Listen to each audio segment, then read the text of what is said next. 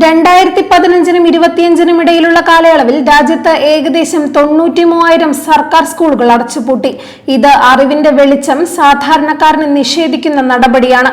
താഴെത്തട്ടിലുള്ള വലിയൊരു വിഭാഗത്തിന് വളർച്ചയുടെയും പുരോഗമനത്തിന്റെയും വഴി തടയലാണ്. ഭാവി തെരഞ്ഞെടുപ്പിനുള്ള സ്വാതന്ത്ര്യം നിഷേധിക്കലും.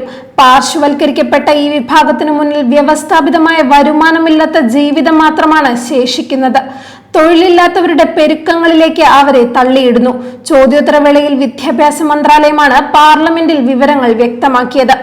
രാജ്യത്തെ ജനസംഖ്യയുടെ 60% പേർ 35 വയസ്സിൽ താഴെയുള്ളവരാണ്.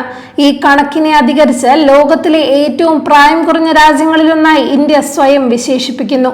Unified district information system for education പ്രകാരം 2015-16 കാലയളവിൽ സർക്കാർ സ്വകാര്യ മേഖലകളിലായി ആകെ 15.22 ലക്ഷം സ്കൂളുകൾ ഉണ്ടായിരുന്നു. എന്നാൽ 2024-25 ഈ സംഖ്യ 14.71 ലക്ഷമായി കുറഞ്ഞു. സർക്കാർ സ്വകാര്യ സ്കൂളുകളുടെ കണക്കൊന്നിച്ചെടുത്താൽ പോലും കഴിഞ്ഞ 10 വർഷത്തിനുള്ളിൽ പൂട്ടിയത് 51,000 സ്കൂളുകളാണ്. ആകെ സ്കൂളുകളുടെ ഏകദേശം 3.5% വരുമിത്. 2015-16 സ്കൂളുകളിൽ പ്രവേശനം നേടിയ കുട്ടികളുടെ എണ്ണം 27.1 കോടിയായിരുന്നു. എന്നാൽ 2024-25 കേന്ദ്ര സർക്കാർ പുറത്തുവിട്ട UDISC കണക്കുകൾ പ്രകാരം ഇത് 24.69 കോടിയായി ചുരുങ്ങി. 2.41 കോടി വിദ്യാർത്ഥികൾ സ്കൂൾ വിദ്യാഭ്യാസത്തിൽ നിന്നും പുറത്തായി. രാജ്യത്തെ ജനസംഖ്യ ഇതേ കാലയളവിലും ഉയർന്ന നിരക്കിൽ വർദ്ധിച്ചുകൊണ്ടിരിക്കുകയായിരുന്നു. ഇതനുസരിച്ച് സ്വാഭാവികമായും ഓരോ 5 വർഷം കൂടുമ്പോഴും പുതുതായി കുട്ടികൾ സ്കൂളുകളിലെത്തണം. 2015-16 പ്രവേശന നിരക്ക് വെച്ച് പരിഗണിച്ചാൽ വിദ്യാർത്ഥികളുടെ എണ്ണം 27 കോടിയിൽ നിന്നും 30 കോടിക്ക് മുകളിലെത്തണം. എന്നാൽ സംഭവിച്ചത് നേരെ തിരിച്ചാണ്. ജനസംഖ്യാ വർധനവ് കൂടി കണക്കിലെടുത്താൽ വിദ്യാർത്ഥികളുടെ യഥാർത്ഥ കൊഴിഞ്ഞുപോക്ക് 2.41 കോടിയല്ല 5 കോടിയിലധികമാണ്. 2015-16 ഇന്ത്യയിലെ ജനസംഖ്യ 131 കോടിയായിരുന്നിടത്ത് ഇന്നിത് 146 കോടിയാണ്. ജനസംഖ്യ 11% വർദ്ധിച്ചപ്പോൾ സ്കൂൾ പ്രവേശനം 9% കുറഞ്ഞു. ആനുപാതികമായി പരിശോധിച്ചാൽ 2015-16 അപേക്ഷിച്ച് ജനസംഖ്യ വിദ്യാർത്ഥിയാനുപാതത്തിൽ 20% കുറവുണ്ടായി. കഴിഞ്ഞ 10 വർഷത്തിനിടയിൽ ജനിച്ചവരിൽ 5-1 പേർ സ്കൂളുകളിൽ എത്തുന്നില്ല. ഡെമോഗ്രഫിക് ഡിവിഡൻഡ് സ്വപ്നം കാണുന്ന ഇന്ത്യക്ക് ഇത് ഗുരുതരമായ പ്രതിസന്ധിയാണ്. സർക്കാർ സ്കൂളുകൾ കുറയുമ്പോൾ വിദ്യാഭ്യാസത്തിനുള്ള അവസരങ്ങളും കുറയും. സ്വകാര്യ സ്കൂളുകളിൽ പോകാൻ സാമ്പത്തിക ശേഷിയില്ലാത്ത ദുർബല വിഭാഗങ്ങളിലെ വിദ്യാർത്ഥികൾ കിലോമീറ്ററുകളോളം യാത്ര ചെയ്യാൻ നിർബന്ധിതരാകും. ക്രമേണ പഠനം ഉപേക്ഷിക്കും. സ്വകാര്യ സ്കൂളുകൾ വർദ്ധിപ്പിക്കുന്നതിലൂടെ സർക്കാർ വീണ്ടും പാവപ്പെട്ട വിദ്യാർത്ഥികളെ തഴയുകയാണ്.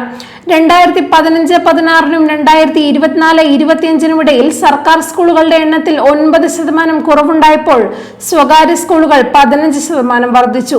എന്നാൽ ഈ വർധനവിന് പോലും അടച്ചുപൂട്ടിയ സർക്കാർ സ്കൂളുകൾക്ക് പകരമാകാൻ കഴിഞ്ഞില്ല.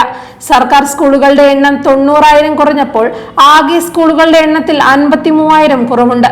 ഇതിനർത്ഥം ഈ കാലയളവിൽ വെറും 35,000 മുതൽ 40,000 വരെ സ്വകാര്യ സ്കൂളുകൾ മാത്രമാണ് പുതുതായി തുടങ്ങിയത്. സ്കൂളുകൾ അടച്ചുപൂട്ടുന്നതിൽ മധ്യപ്രദേശും ഉത്തർപ്രദേശുമാണ് മുന്നിൽ. മധ്യപ്രദേശിൽ 10 വർഷത്തിനിടെ 30,000 സ്കൂളുകൾ അടച്ചുപൂട്ടി. ഉത്തർപ്രദേശിൽ ഇത് 25,000 ഒഡീഷയിൽ 10,000, അസമിൽ 8,000, ഝാർഖണ്ഡിൽ 5,000 എന്നിങ്ങനെയാണ് കണക്കുകൾ. ഇത് രാജ്യം ഭാവിയിൽ നേരിടാൻ പോകുന്ന വലിയൊരു ദുരന്തത്തിന്റെ സൂചനയാണ്. വിദ്യാഭ്യാസ ബജറ്റ് വർദ്ധിപ്പിച്ചും സാധാരണക്കാർക്ക് പ്രാപ്യമായ രീതിയിൽ സ്കൂളുകൾ ഒരുക്കിയാൽ മാത്രമേ ദീനമായ ഈ സാഹചര്യം മെച്ചപ്പെടുത്താനാകൂ. കഴിഞ്ഞ 5 വർഷത്തിനിടെ സ്ഥിതിഗതികൾ കൂടുതൽ വഷളായിരിക്കുകയാണ്. ഈ കാലയളവിൽ പഠനം നിർത്തിയ 65 ലക്ഷം വിദ്യാർത്ഥികളിൽ 30 ലക്ഷവും പെൺകുട്ടികളാണ്. ഗുജറാത്തിൽ പഠനം ഉപേക്ഷിക്കുന്നവരുടെ എണ്ണത്തിൽ 341% പെരുക്കമാണ് റിപ്പോർട്ടുകൾ വെളിപ്പെടുത്തുന്നത്. രേണുക ചൗധരി MPയുടെ ചോദ്യത്തിന് മറുപടിയായി വനിതാ ശിശു വികസന സഹമന്ത്രി സാവിത്രി ഠാക്കൂർ പാർലമെന്റിൽ നൽകിയതാണ് ഞെട്ടിപ്പിക്കുന്ന ഈ കണക്കുകൾ. ഗുജറാത്തിലാണ് ഏറ്റവും കൂടുതൽ കുട്ടികൾ സ്കൂളിന് പുറത്തുള്ളത്, 2.4 ലക്ഷം. ഇതിൽ 1.1 ലക്ഷം പെൺകുട്ടികളാണ്. 2024 വെറും 54,541 കുട്ടികൾ മാത്രം സ്കൂളിന് പുറത്തുണ്ടായിരുന്ന ഗുജറാത്തിൽ ഒറ്റ വർഷം കൊണ്ടിത് 2.4 ലക്ഷമായത് വലിയ ചർച്ചകൾക്ക് കാരണമായിരിക്കുന്നു.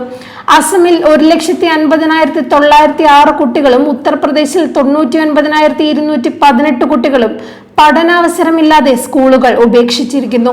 മോഡി ഭരണത്തിൽ രൂപപ്പെട്ട അപകടകരമായ ഈ സാഹചര്യം മുമ്പില്ലാത്തതും ആശങ്കാജനകവുമായി തുടരുകയാണ്.